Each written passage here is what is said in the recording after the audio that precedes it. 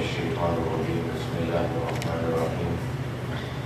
سورۃ الزمر اور اس سے بھی سورۃ ہے سورۃ المؤمن،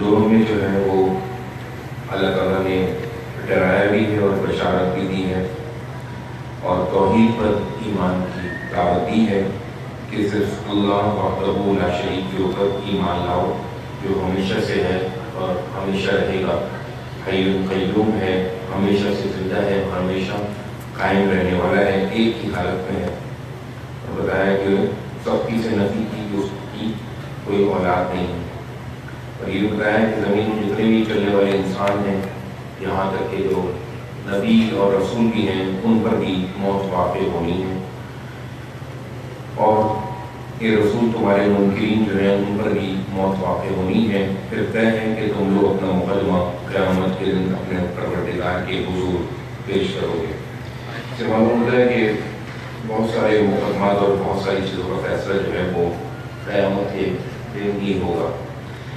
پھر اللہ تعالیٰ فرماتے ہیں کہ فمن اظلم ممن کذب علی اللہ وکذب بالصدق اذ جاء، سو ان سے بڑھ کر اپنی جان پر ظلم ڈھانے والا اس دن کون ہوگا جنہوں نے اللہ پر جھوٹ باندھا اور سچائی کو جھٹلا دیا جبکہ وہ ان کے پاس آ گئی۔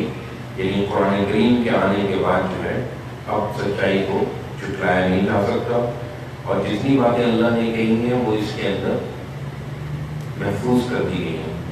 ہمارے یہاں پچھلے 30-35 سالوں سے ایک حدیث قدسی کے نام سے ایک چیز مشہور ہو گئی ہے کہ جس میں کہا جاتا ہے کہ وہ بھی اللہ کی بات ہے مگر الفاظ جو ہیں وہ نبی صلی اللہ علیہ وسلم کے ہیں، کیونکہ حدیث قدسی کے بارے میں تحقیق یہ ہے کہ ہمارے جتنے محدثین گزرے ہیں انہوں نے اپنی کتابوں میں جو حدیثی قسمیں بیان کی ہیں اس میں حدیث قدسی کا کہیں دور دور تک بھی ذکر نہیں ہے، کہ معلوم نہیں کہ کہاں سے آ گئی۔ جو بات بھی اللہ نے کہی ہے وہ اس قرآن کریم میں کہی ہے اور وہ محفوظ ہے۔ تو اللہ فرما رہے ہیں کہ اس سے بڑا ظالم کون ہوگا جو اللہ پر جھوٹ باندھے جبکہ اس کے پاس سچائی آ گئی ہو۔ اور پھر فرمایا کہ یہ کوئی معمولی جرم نہیں ہے، ایسے منکروں کا ٹھکانہ کیا جہنم میں نہ ہوگا۔ ہاں، جو سچائی لے کر آیا اور جنہوں نے پورے دل کے ساتھ اس کو سچ مانا وہی عذاب سے بچنے والے ہیں، ان کے لیے ان کے پروردگار کے ہاں جو چاہیں گے ہوگا۔ یہ صلہ ہے ان کا جو خوبی سے عمل کرنے والے ہیں، یعنی اللہ کو خوبی سے عمل کرنے والے جو ہے نا وہ پسند ہیں۔ پہلے بھی گزرا ہے کہ ان اللہ یحب المحسنین، کہ اللہ تعالیٰ جو خوب احسن طریقے سے عمل کرتے ہیں ان سے محبت کرتا ہے۔ لہٰذا جو بھی کام کیا جائے، نماز ہو، روزہ ہو، زکوٰۃ ہو، حج ہو، اس میں کئی طریقے ہو سکتے ہیں مگر اللہ کو جو پسند ہے وہ سب سے احسن طریقہ، یعنی جب نماز پڑھی جائے تو انتہائی سکون کے ساتھ پڑھی جائے، خشوع و خضوع کے ساتھ پڑھی جائے، مکمل اللہ کے دھیان کے ساتھ پڑھی جائے۔ فرمایا کہ اس لیے کہ جو عمل انہوں نے کیے تھے ان کے بدتر انجام کو اللہ ان سے دور کرے اور ان کا اجر ان کو عطا فرمائے، ان کے اعمال کا بہترین صلہ۔ تم ان سے کیوں ڈرو اے پیغمبر، کیا اللہ اپنے بندے کے لیے کافی نہیں ہے؟ یعنی اللہ کو پکارو، اللہ سے ڈرو، کیا اللہ بندے کے لیے کافی نہیں ہے؟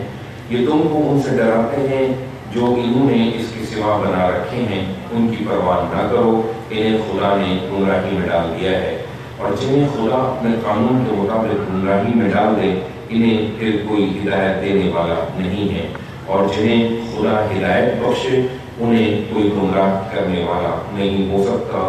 اس لیے کہ ڈرو، کیا اللہ زبردست اور انتقام لینے والا نہیں ہے؟ اگر تم ان سے پوچھو کہ زمین اور آسمانوں کو کس نے پیدا کیا ہے تو ضرور کہیں گے کہ اللہ نے۔ کہو پھر تم نے سوچا ہے کہ اگر اللہ مجھے کوئی تکلیف پہنچانا چاہے تو اللہ کے سوا جن دیویوں کو تم پکارتے ہو کیا یہ اس کی پہنچائی ہوئی تکلیف کو دور کر سکتی ہیں؟ یا اللہ مجھ پر کوئی فضل کرنا چاہے تو کیا یہ اس فضل کو روکنے والی ہو سکتی ہیں؟ کہہ دو میرے لیے اللہ کافی ہے، بھروسہ کرنے والے اسی پر بھروسہ کرتے ہیں۔ کہہ دو کہ میری قوم کے لوگوں تم اپنے طریقے پر کام کرو، میں اپنے طریقے پر کام کرتا رہوں گا، پھر جب تمہیں معلوم ہو جائے گا کہ کس پر وہ عذاب آتا ہے جو اس کو رسوا کر دیتا ہے اور کس پر وہ عذاب نازل ہوتا ہے جو ٹک کے رہ جاتا ہے۔ اس کے بعد تمہاری کوئی ذمہ داری نہیں ہے اے پیغمبر۔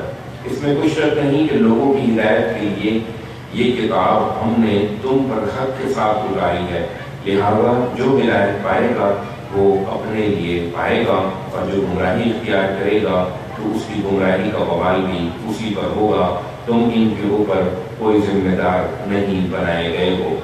تم ان سے کیوں ڈرو؟ حقیقت یہ ہے کہ اللہ ہی جانیں قبض کرتا ہے، یعنی کوئی اور تمہیں نہ مار سکتا ہے، نہ قتل کر سکتا ہے، نہ تمہاری جان دے سکتا ہے۔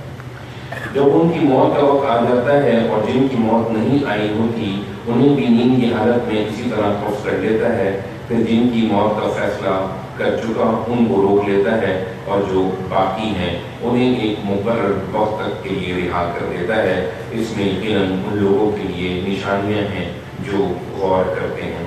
یعنی یہاں پر نیند کو جو ہے وہ موت سے تشبیہ دی کہ جس کی موت کا وقت آ جاتا ہے تو اللہ تعالیٰ اس کی روح کو نیند میں ہی اٹھا لیتا ہے، اور جس کی موت کا وقت نہیں آیا ہوتا اس کو پھر صبح کے نور سے سامنا ہوتا ہے اور دوبارہ سے ایک زندگی ملتی ہے۔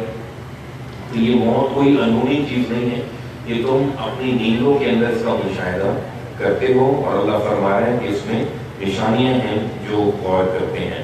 جیسے انسان نیند میں ہوتا ہے اس کو اپنے اطراف کا اور مافیہ کا پتہ نہیں ہوگا، بالکل اسی طریقے سے جب انسان مر جائے گا تو اس کو اپنے اطراف کا اور مافیہ کا پتہ نہیں ہوگا۔ اس کے باوجود کیا انہوں نے اللہ کے مقابل میں دوسروں کو سفارشی بنا رکھا ہے؟ ان سے کہو کہ اگرچہ وہ کچھ اختیار نہ رکھتے ہوں ورنہ کچھ عقل و شعور رکھتے ہوں، کہو کہ سفارش تمام تر اللہ ہی کے اختیار میں ہے، زمین اور آسمانوں کی بادشاہی اسی کی ہے، پھر تم اسی کی طرف لوٹائے جاؤ گے۔ یہ اسی حماقت کا نتیجہ ہے کہ جب اکیلے خدا کا ذکر کیا جائے تو جو لوگ آخرت کو نہیں مانتے کہ اس میں خدا کی بے لاد عدالت کا اپنا فیصلہ سنائے گی، ان کے دل اڑتے ہیں۔ یعنی جہاں صرف اللہ کا ذکر ہو تو ان کے دل اڑتے ہیں، اور جب اللہ کے سوا دوسروں کا ذکر ہوتا ہے تو فوراً خوش ہو جاتے ہیں۔ ان کا معاملہ اب اللہ کے حوالے کرو اور کہو کہ اے اللہ، زمین اور آسمانوں کے پیدا کرنے والے، غائب و حاضر کے جاننے والے، اپنے بندوں کے درمیان تو ہی اس چیز کا فیصلہ کرے گا جس میں وہ اختلاف کر رہے ہیں۔ یہ اس وقت نہیں مان رہے، لیکن ان ظالموں کے پاس اگر وہ سب کچھ ہو جو زمین میں ہے اور اس کے ساتھ اتنا ہی اور بھی ہو تو برے عذاب سے بچنے کے لیے یہ بغیر کسی تردد کے روز قیامت اس کے فدیے میں دینا چاہیں گے۔ یہ خدا کی کریمی سی دھوکے میں پڑے ہوئے ہیں اور نہیں جانتے کہ اس دن اللہ کی طرف سے انہیں وہ معاملہ پیش آئے گا جس کا یہ گمان بھی نہیں رکھتے تھے۔ ان کے اعمال کے برے نتیجے ان کے سامنے آ جائیں گے اور انہیں وہی چیز گھیر لے گی جس کا یہ مذاق اڑا رہے تھے۔ تو انسان کا معاملہ بھی عجیب ہے، اس کو جب کوئی تکلیف پہنچتی ہے تو ہمیں پکارتا ہے، پھر جب اس پر ہم اپنی طرف سے فضل فرماتے ہیں تو کہتا ہے کہ یہ مجھے میرے علم کی وجہ سے ملا ہے، ہرگز نہیں بلکہ یہ ایک آزمائش ہے۔ لیکن ان کے اکثر لوگ جانتے نہیں ہیں۔ ان سے پہلے والوں نے بھی یہی بات کہی تھی، جو کچھ وہ کماتے رہے ان کے کچھ کام نہیں آیا اور ان کے اعمال کے برے نتیجے ان کے سامنے آ گئے۔ ان لوگوں میں سے بھی جنہوں نے اپنی جان پر ظلم اٹھایا ہے ان کے اعمال کے برے نتیجے عنقریب ان کے سامنے آ جائیں گے اور یہ خدا کو ہرا نہیں سکیں گے۔ کہ ان کو معلوم نہیں کہ اللہ جس کے لیے چاہتا ہے رزق کشادہ کر دیتا ہے اور جس کے لیے چاہتا ہے تنگ کر دیتا ہے۔ حقیقت یہ ہے کہ اس میں ان لوگوں کے لیے بڑی نشانیاں ہیں جو ایمان لانا چاہتے ہوں۔ یعنی اگر رزق علم کی وجہ سے ملتا تو بہت سے علم والوں کے پاس جو ہے وہ بہت سی دولت ہوتی، مگر اللہ اپنے فضل سے جس کو چاہتا ہے رزق میں اضافہ کر دیتا ہے اور جس کو چاہتا ہے رزق میں کمی کر دیتا ہے، اور یہ سب اللہ کی طرف سے ان کے لیے ایک امتحان ہے۔ ان سے کہو کہ میرے بندو، جنہوں نے میرے شریک ٹھہرا کر اپنی جانوں پر زیادتی کی ہے، اللہ کی رحمت سے مایوس نہ ہو۔ یعنی جنہوں نے ظلم کیا ہے یا ماضی میں شرک کرتے رہے ہوں گے، بہت سے صحابہ کرام جو ہیں وہ پہلے بتوں کی عبادت کرتے تھے، کچھ اہل کتاب تھے جو حضرت عیسیٰ کو اللہ کا بیٹا مانتے تھے، کچھ یہودی تھے جو حضرت عزیر کو اللہ کا بیٹا مانتے تھے۔ تو اللہ فرما رہا ہے کہ جو کچھ ہو چکا ہے اسے بھول جاؤ اور اللہ کی رحمت سے مایوس نہ ہو، اللہ تمام گناہوں کو بخش دے گا۔ اس میں کچھ شک نہیں کہ وہ بڑا ہی بخشنے والا ہے، اس کی شفقت ابدی ہے۔ تم اپنے پروردگار کی طرف رجوع کرو اور اس کے فرمانبردار بن جاؤ، اس سے پہلے کہ تم پر اس کا عذاب آ جائے، پھر تمہاری کوئی مدد نہیں کی جائے گی۔ یہ اس کی طرف رجوع کرو اور رجوع کرنے کے بعد اس سے پھر رخ نہ موڑو، بلکہ مطیع و فرمانبردار بن جاؤ۔ اس بہترین چیز کی پیروی کرو جو تم پر تمہارے پروردگار کی طرف سے اتاری گئی ہے، یعنی قرآن کریم، اس سے پہلے کہ تم پر اچانک عذاب آ جائے اور تمہیں اس کی خبر بھی نہ ہو۔ کہیں ایسا نہ ہو کہ بعد میں کوئی کہے کہ ہائے افسوس، میری اس کوتاہی پر مجھ سے خدا کے معاملے میں صادر ہوئی، اور حقیقت یہ ہے کہ میں تو مذاق ہی اڑاتا رہا۔ یہ کہے کہ اگر اللہ نے مجھے ہدایت بخشی ہوتی تو میں بھی اس سے ڈرنے والوں میں ہوتا، یا عذاب کو دیکھے تو کہے کہ کاش مجھے دنیا میں پھر جانا ہو کہ میں بھی خوبی سے عمل کرنے والوں میں شامل ہو جاؤں۔ یہ ساری اللہ تعالیٰ حسرتوں کا بیان فرما رہا ہے کہ یہ حسرت انسان کو پیش آ سکتی ہیں۔ اس سے پہلے کہ حسرت کے غم میں تمہیں سامنا کرنا پڑے حسرت کے غم کا، اس سے پہلے جو ہے میری کتاب کی طرف اور میری طرف لوٹ آؤ۔ کیوں نہیں، میں نے تو ہدایت بخشی تھی، چنانچہ میری آیتیں تمہارے پاس آئی تھیں، پر تم نے انہیں چھٹلایا اور تکبر کیا اور منکروں میں شامل رہے۔ کہ ہم دیکھتے ہیں کہ اللہ تعالیٰ کی دن میں 3 دفعہ جو ہے اللہ کی جو آیات ہیں ہمیں سنائی جاتی ہیں، فجر کی نماز میں بھی، مغرب میں بھی اور عشاء میں بھی، مگر ہم ایک طرح سے اس سے اعراض ہی کر رہے ہوتے ہیں، ہم اس کو اس لائق ہی نہیں سمجھتے کہ نماز میں کیا پڑھا گیا ہے۔ جب ہم اس کو سمجھتے ہی ہیں تو نماز کے بعد بھی ہماری وہی کیفیت ہوتی ہے جو نماز سے پہلے ہوتی ہے، تو عملی طور پہ اور شعوری طور پہ ہمارے اندر کوئی تبدیلی کا آغاز نہیں ہوتا، تو ویسے کہ ویسے ہم رہتے ہیں۔ اللہ تعالیٰ ہم سب کی حفاظت فرمائے۔ لوگوں قیامت کے دن تم دیکھو گے تو ان کے چہرے سیاہ ہیں، جنہوں نے خدا کے شریک ٹھہرا کر خدا پر جھوٹ باندھا ہے۔ ان تکبر کرنے والوں کا ٹھکانہ کیا جہنم میں نہ ہوگا؟ اس دن اللہ ان لوگوں کو ان کے مامن میں نجات عطا فرمائے گا جو اس سے ڈرتے رہے، یعنی اس دن امن کی جگہ صرف اللہ کے پاس ہوگی۔ ان کو نہ وہاں کوئی گزن پہنچے گا اور نہ وہ غم زدہ ہوں گے۔ حقیقت یہ ہے کہ اللہ ہر چیز کا خالق ہے اور وہی ہر چیز پر نگہبان ہے، یعنی پیدا بھی کیا ہے اور اس کی مستقل نگرانی بھی کر رہا ہے، پیدا کر کے وہ اس سے بے خبر نہیں ہوا۔ زمین اور آسمانوں کی کنجیاں اسی کے پاس ہیں، اس کے خزانوں سے کوئی دوسرا کسی کو کچھ نہیں دے سکتا۔ اس لیے جنہوں نے اللہ کی آیتوں کا انکار کر دیا ہے وہی گھاٹے میں رہنے والے ہیں۔ اسی لیے میں کہا کرتا ہوں کہ جس طریقے سے ہم دنیا کی اور چیزوں کو وقت دیتے ہیں، اس قرآن کریم کو بھی وقت دے کر جو ہے وہ اپنا پرائم ٹائم، اپنا اہم وقت دے کر جو ہے سمجھنا چاہیے، تاکہ ہمارے اوپر اللہ کی کوئی حجت باقی نہ رہے۔ ان سے کہو نادانو، ان واضح حقائق کے بعد بھی کیا تم مجھے اللہ کے سوا دوسروں کی بندگی کے لیے کہتے ہو؟ ڈرا والے کہ تمہارے طرف بھی اے پیغمبر یہ وحی بھیجی جا چکی ہے، اور ان کی طرف بھی جو تم سے پہلے گزرے ہیں، کہ اگر تم شرک کرو گے تو تمہارا عمل اکارت ہو کر رہ جائے گا اور تم خسارے میں پڑے رہو گے۔ یعنی شرک کے ساتھ اگر نیک اعمال بھی ہوں گے تو وہ نیک اعمال بھی غارت ہو جائیں گے۔ اس لیے ہرگز شرک نہ کرو، بلکہ صرف اللہ کی بندگی کرو اور اسی کے شکر گزار بندوں میں رہو۔ ان لوگوں نے خدا کی قدر نہیں کی جیسا کہ اس کی قدر کرنے کا حق تھا، اور ان کے شریک ٹھہرا دیے، ورنہ اس کی عظمت کا عالم تو یہ ہے کہ قیامت کے دن پوری زمین گویا اس کی مٹھی میں ہوگی اور آسمان اس کے داہنے ہاتھ میں لپٹے ہوئے ہوں گے۔ وہ پاک اور برتر ہیں ان چیزوں سے جنہیں یہ شریک ٹھہراتے ہیں۔ اس دن ساری خدائی کا حال یہ ہوگا کہ سور میں پھونکا جائے گا تو زمین اور آسمانوں میں جو بھی ہے سب بے ہوش ہو کر گر پڑیں گے، سوائے ان کے جنہیں اللہ چاہے۔ پھر اس میں دوبارہ پھونکا جائے گا تو دفعتاً وہ کھڑے ہو کر دیکھنے لگیں گے۔ اور زمین اپنے رب کے نور سے چمک اٹھے گی اور اعمال کی کتاب رکھ دی جائے گی اور گواہی کے لیے پیغمبر حاضر کیے جائیں گے اور وہ بھی جو گواہی کے منصب پر فائز کیے گئے، اور لوگوں کے درمیان انصاف کے ساتھ فیصلہ کر دیا جائے گا، ان پر کوئی ظلم نہ ہوگا اور ہر شخص کو جو کچھ اس نے کیا تھا پورا دے دیا جائے گا۔ اللہ خوب جانتا ہے جو کچھ وہ کرتے رہے ہیں۔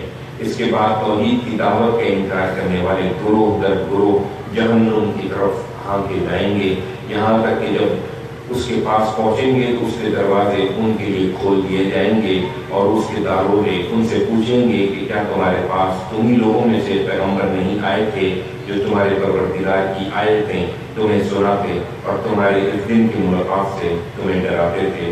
وہ جواب دیں گے کہ ہاں آئے تو صحیح، مگر عذاب کی بات منکروں پر پوری ہو کے رہی۔ کہا جائے گا کہ جہنم کے دروازوں میں داخل ہو جاؤ، اس میں ہمیشہ رہنے کے لیے۔ سو تکبر کرنے والوں کا کیا ہی برا ٹھکانہ ہے۔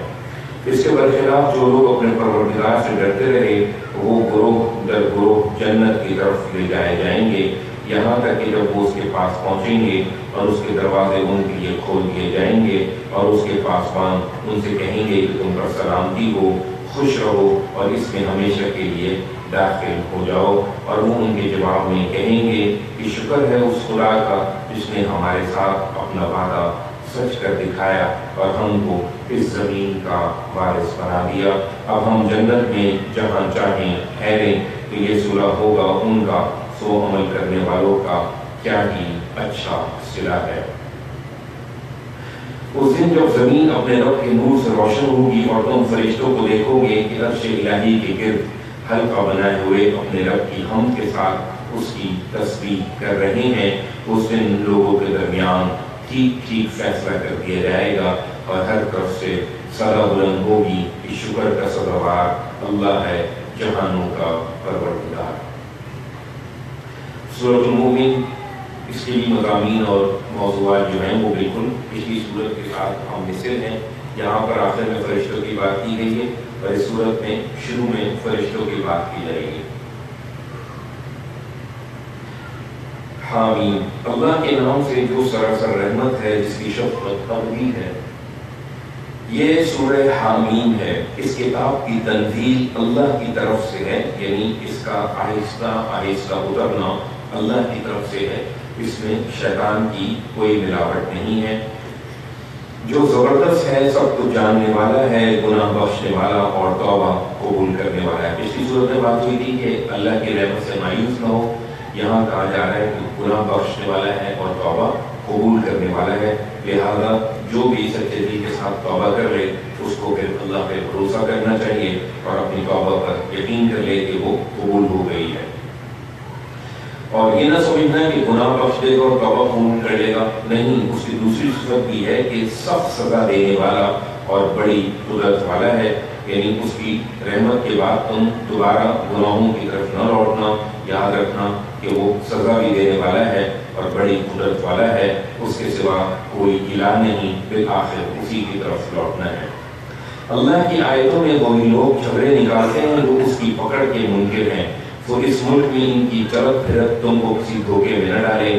ان سے پہلے نوح کی قوم نے جھٹلایا اور اس کے بعد یہ گروہوں نے بھی، ہر گروہ نے اپنے رسول پر ہاتھ ڈالنے کا ارادہ کیا اور باطل کے ہتھیاروں سے جھگڑے کہ اس سے حق کو پسپا کر دیں، تو میں نے ان کو پکڑ لیا، پھر کیسی تھی میری سزا۔ تیرے پروردگار کی بات ان منکروں پر بھی اسی طرح پوری ہو چکی ہے کہ یہ دوزخ میں پڑنے والے ہیں۔ خدا کے فرشتوں کو اس کے شریک ٹھہرا کر یہ ان سے اپنے لیے سفارش کی امید لگائے بیٹھے ہیں، انہیں بتاؤ کہ عرش الہی کے حاملین اور جو اس کے ارد گرد ہیں وہ تو اپنے پروردگار کی حمد کے ساتھ اس کی تسبیح کر رہے ہیں، وہ اس پر ایمان رکھتے ہیں اور ایمان والوں کے لیے مغفرت کی دعائیں مانگتے ہیں کہ اے ہمارے رب، تیری رحمت اور تیرا علم ہر چیز کا احاطہ کیے ہوئے ہیں، اس لیے جو توبہ کریں اور تیرے راستے کی پیروی کریں تو تو ان کی مغفرت فرما اور انہیں دوزخ کے عذاب سے بچا۔ یعنی بندہ جب توبہ کرتا ہے تو فرشتے بھی اس کی طرف سے اللہ کے ہاں اس کے لیے توبہ کرتے ہیں اور کہتے ہیں، دعا کرتے ہیں کہ ان کی مغفرت فرما، یعنی سفارش نہیں کرتے بلکہ وہ وہاں پہ دعا کرتے ہیں اور یہ بھی دعا کرتے ہیں کہ اللہ اس توبہ کرنے والے کو دوزخ کی عذاب سے بچا۔ ایک اور دعا بھی کرتے ہیں کہ اے ہمارے رب، اور تو ان کو ہمیشہ رہنے والے باغوں میں داخل کر جن کا تو نے ان سے وعدہ کیا تھا، اور ان کو بھی جو ان کے باپ دادوں اور بیویوں اور ان کی اولاد میں صالح ہوں، یعنی فیملی میں سے جو نیک ہوں گے اور اس معیار پر پورے اترتے ہوں گے، ان کے لیے بھی وہ دعا کریں گے۔ یعنی ایک طرف تو فرشتوں نے اللہ سے سوال کیا تھا کہ اللہ تعالیٰ تو کیوں پیدا کر رہا ہے انسان کو، ہم تو تیری تصویر کے لیے اور تیری عبادت کے لیے کافی ہیں۔ دوسری طرف جو وہ دیکھ رہے ہیں کہ بندے دنیا میں آنے کے بعد اللہ کی اطاعت کر رہے ہیں اور شیطان کی نافرمانی کر رہے ہیں، تو اب انسانوں کے لیے وہ دعا بھی کرتے ہیں۔ بے شک تو ہی زبردست ہے، بڑی حکمت والا ہے، اور ان کو اے پروردگار کی اور دعا، اور ان کو اے پروردگار برے اعمال کے نتائج سے بچا۔ حقیقت یہ ہے کہ اس دن جن کو تو نے برے اعمال کے نتائج سے بچا لیا تو وہی ہیں جن پر تو نے رحم فرمایا، یہی بڑی کامیابی ہے، یعنی جس کو جہنم سے بچا لیا۔ یہ سفارش کی امید لگائے بیٹھے ہیں ان منکروں کو تو وہاں منادی کی جائے گی کہ جس وقت جتنی بیزاری تم کو اپنے آپ پر ہے، خدا کی بیزاری تم سے اس وقت اس سے کہیں زیادہ رہی ہے جب تمہیں ایمان کی دعوت دی جاتی تھی اور تم رعونت کے ساتھ انکار کر دیتے تھے۔ یہ کہیں گے کہ اے ہمارے رب، تو نے ہم کو 2 بار موت دی اور 2 بار زندگی دی، سو مر کر جی اٹھنے کے بارے میں تو اب ہمیں کوئی شبہ باقی نہیں رہا، چنانچہ ہم نے اپنے گناہوں کا اعتراف کر لیا، تو کیا یہاں سے نکلنے کی بھی کوئی سبیل ہے؟ جواب دیا جائے گا، تم اس انجام کو اس لیے پہنچے کہ جب اکیلے خدا کو پکارا جاتا تھا تو تم ماننے سے انکار کر دیتے تھے، اور اس کے شریک ٹھہرائے جائیں تو ان کو مان لیتے تھے۔ تو اب فیصلہ اللہ بزرگ و برتر ہی کے اختیار میں ہے۔ یہ وہی بات انہوں نے کہی کہ ہم کو 2 بار موت اور 2 بار زندگی دی، اللہ تعالیٰ نے 2 موتیں اور 2 زندگیاں پیدا فرمائی ہیں۔ وہی ہے جو تم کو اپنی نشانیاں دکھاتا ہے اور تمہارے لیے آسمان سے رزق اتارتا ہے۔ اس سے یاد دہانی البتہ وہی حاصل کرتے ہیں جو رجوع کرنے والے ہیں۔ سو رجوع کرنے والوں، تم اللہ ہی کو پکارو، اپنی اطاعت کو اسی کے لیے خالص کر کے، خواہ ان منکروں کو یہ کتنا ہی ناگوار ہو۔ یہاں پہ بھی خلوص کا اور بغیر ملاوٹ والے ایمان کا تقاضا کیا جا رہا ہے۔ اسی صورت میں جب شروع ہوئی تھی تو اللہ نے فرمایا تھا کہ اللہ پر ایمان لاؤ، ایسا ایمان بھی جو خالص ہو، ملاوٹ سے پاک ہو۔ خواہ ان منکروں کو یہ کتنا ہی ناگوار ہو، یعنی یہ ناگوار گزرتا تھا کہ محمد جو ہیں وہ اللہ کے ساتھ ہمارے بتوں کا نام کیوں نہیں لیتے۔ فرما دیا کہ وہ عالی مرتبت ہے، عرش کا مالک ہے، اپنے بندوں میں جس پر چاہتا ہے اپنے حکم کی روح ڈال دیتا ہے، تاکہ وہ لوگوں کو ملاقات کے دن سے خبردار کر دے، جس دن وہ خدا کے سامنے نکل کھڑے ہوں گے۔ ان کو کوئی چیز بھی خدا سے چھپی ہوئی نہ ہوگی۔ پوچھا جائے گا آج بادشاہی کس کی ہے؟ اللہ واحد و قہار کی۔ آج ہر شخص کو اس کے کیے کا بدلہ ملے گا۔ ان دنیا میں بھی لوگ جو ہے اپنے آپ کو بادشاہ اور مالک، صدر، وزیر اعظم کہا کرتے تھے، اس دن کوئی جرأت نہیں کرے گا، صرف اللہ کی بادشاہی ہوگی۔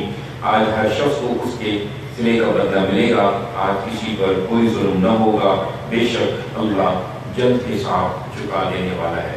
یعنی جو بات ہو رہی ہے قیامت کے دن کی، یہ کوئی دور نہیں ہے، یہ بہت ہی قریب ہے۔ ابھی موت واقع ہو جائے اور اگلے لمحے جب اٹھنا ہوگا تو روز محشر ہمارے سامنے ہوگا، لہذا قیامت کو دور نہ سمجھو۔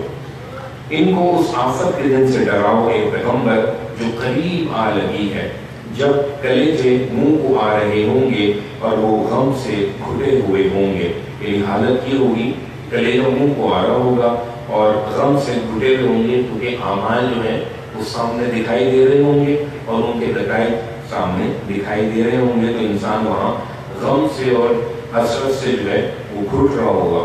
اس دن ظالموں کا کوئی دوست نہ ہوگا اور نہ کوئی سفارشی جس کی بات مانی جائے، پھر اس کے حضور کیا کوئی سفارش کرے گا، اس لیے کہ اللہ تو نگاہوں کی چوری کو بھی جانتا ہے اور ان سب بھیدوں کو بھی جو سینوں نے چھپا رکھے ہیں۔ ساتھ ساتھ یہ بتا دیا کہ وہ تو اتنا علیم و خبیر ہے کہ نگاہیں جو چوری کرتی ہیں، اچک کے دیکھتی ہیں یا کنکھیوں سے دیکھتی ہیں، وہ ان کو بھی دیکھ رہا ہوتا ہے، اور جو سینوں میں جو انسان اپنے ارادے کر رہا ہوتا ہے ان کو بھی جانتا ہے۔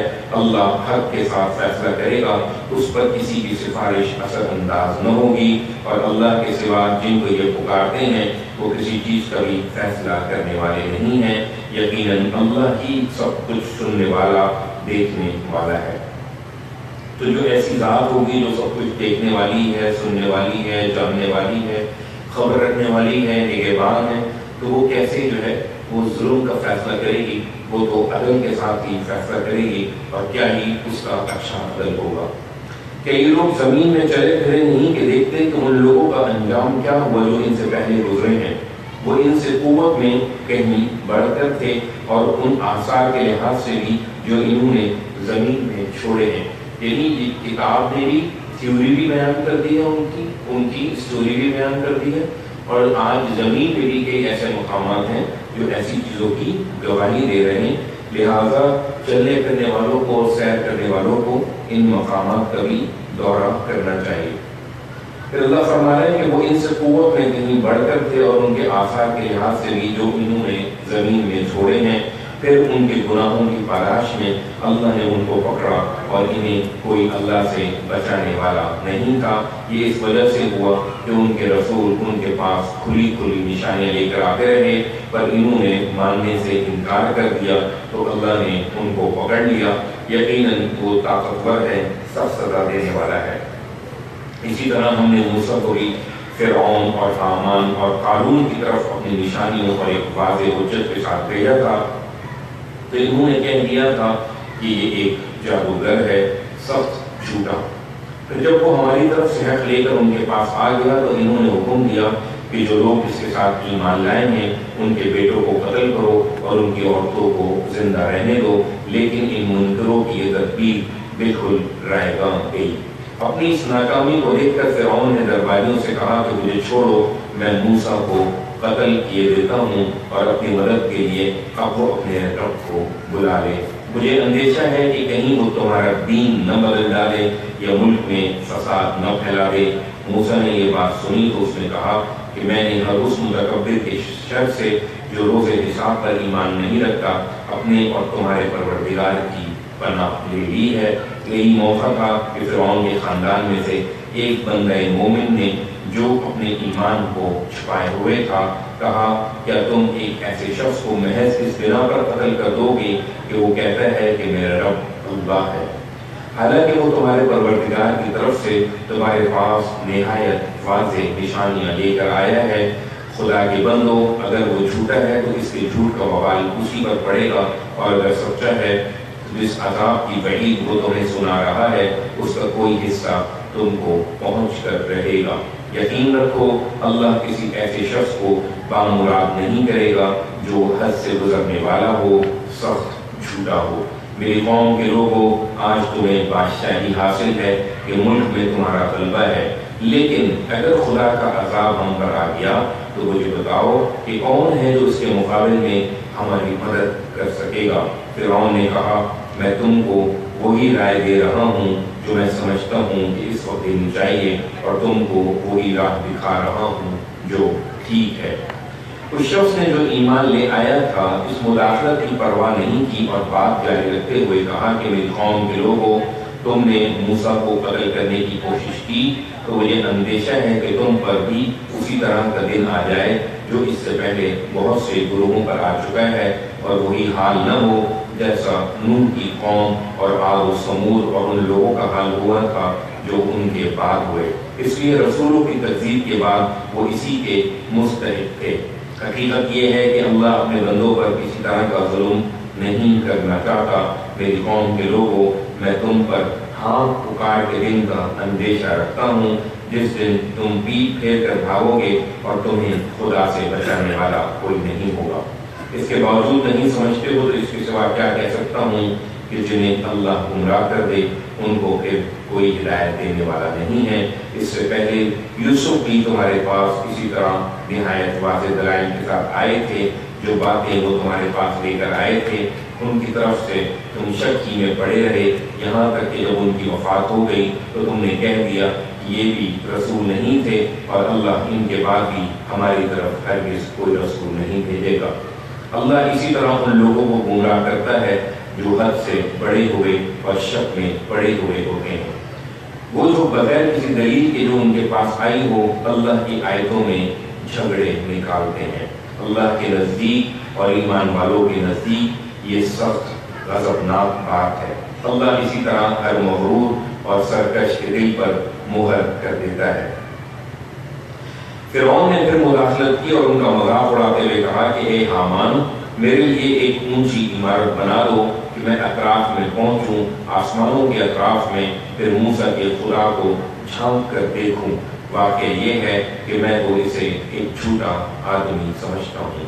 اس طرح فرعون کی نگاہوں میں اس کی بدعملی خوشنما بنا دی گئی اور وہ سیدھی راہ سے روک دیا گیا۔ یہ اس نے ایک تدبیر کی تھی اور فرعون کی یہ تدبیر بھی غارت ہو کر رہی۔ اس شخص نے جو ایمان لے آیا تھا اس پر بھی اپنی بات جاری رکھی اور کہا کہ میری قوم کے لوگوں، تم میری پیروی کرو، میں تمہیں سیدھی راہ دکھا دوں گا۔ اے میری قوم، یہ دنیا کی زندگی تو چند دن کا سامان ہے۔ حقیقت یہ ہے کہ اصل ٹھہرنے کی جگہ آخرت ہے اور وہاں ضابطہ یہ ہے کہ جو برائی کرے گا وہ اسی کے برابر بدلہ پائے گا، اور جو نیک عمل کرے گا خواہ وہ مرد ہو یا عورت اور وہ مومن بھی ہو تو یہی لوگ ہیں جو بہشت میں داخل ہوں گے جس میں وہ بے حساب رزق پائیں گے۔ میری قوم کے لوگوں، کیا ماجرا ہے؟ میں تمہیں نجات کی طرف بلاتا ہوں اور تم مجھے دوزخ کی دعوت دے رہے ہو۔ تم مجھے دعوت دے رہے ہو کہ میں خدا سے کفر کروں اور ان چیزوں کو اس کا شریک ٹھہراؤں جن کا مجھے کوئی علم نہیں ہے، اور میں تمہیں خدائے عزیز و غفار کی طرف بلا رہا ہوں، یعنی ایسا معبود جو زبردست بھی ہے اور انتہائی معاف کرنے والا بھی ہے۔ اس میں کوئی شک نہیں کہ جن کی دعوت تم مجھے دے رہے ہو ان کو نہ دنیا میں پکارنے کا کوئی فائدہ ہے نہ آخرت میں، اور یہ بھی کہ ہم سب کو اللہ ہی کی طرف پلٹنا ہے، اور یہ بھی کہ جو زیادتی کرنے والے ہیں وہی دوزخ کے لوگ ہوں گے۔ سو جو کچھ میں تم سے کہہ رہا ہوں عنقریب تم اسے یاد کرو گے۔ میں اپنا معاملہ اب اللہ کے حوالے کرتا ہوں، یقیناً اللہ بندوں کا نگران ہے۔ چنانچہ اس کو تو اللہ نے اس ان کی تدبیروں کے شر سے بچا لیا، مگر فرعون والوں کو اس کے بعد برے عذاب نے گھیر لیا، دوزخ کی آگ جس پر وہ صبح و شام پیش کیے جاتے ہیں، اور جس دن قیامت برپا ہوگی حکم دیا جائے گا کہ فرعون والوں کو بدترین عذاب میں داخل کرو۔ اس دن کا خیال کرو جب یہ دوزخ میں ایک دوسرے سے جھگڑ رہے ہوں گے، تو جو کمزور تھے وہ ان سے جو بڑے بنے رہے کہیں گے کہ ہم تمہارے تابع تھے، پھر کیا آپ لوگ اس آگ کا کچھ حصہ بھی ہم سے ہٹائیں گے؟ وہ جو بڑے بنے رہے جواب دیں گے اب تو ہم سب اسی میں ہیں۔ اللہ نے بندوں کے درمیان فیصلہ کر دیا ہے، چنانچہ ہر طرف سے مایوس ہو کر یہ آگ میں پڑے ہوئے لوگ دوزخ کے داروغوں سے کہیں گے کہ اپنے رب سے درخواست کرو کہ ہمارے عذاب میں سے کسی ایک دن کی تخفیف کر دے۔ وہ جواب دیں گے کیا تمہارے پاس تمہارے رسول واضح دلیلیں لے کر نہیں آتے رہے تھے؟ وہ اعتراف کریں گے کہ ہاں آتے تو ضرور رہے۔ داروغے کہیں گے پھر تم ہی درخواست کرو، اور منکروں کی پکار اس دن بالکل سدا بصہرا ثابت ہوگی۔ وآخر دعوانا ان الحمد للہ رب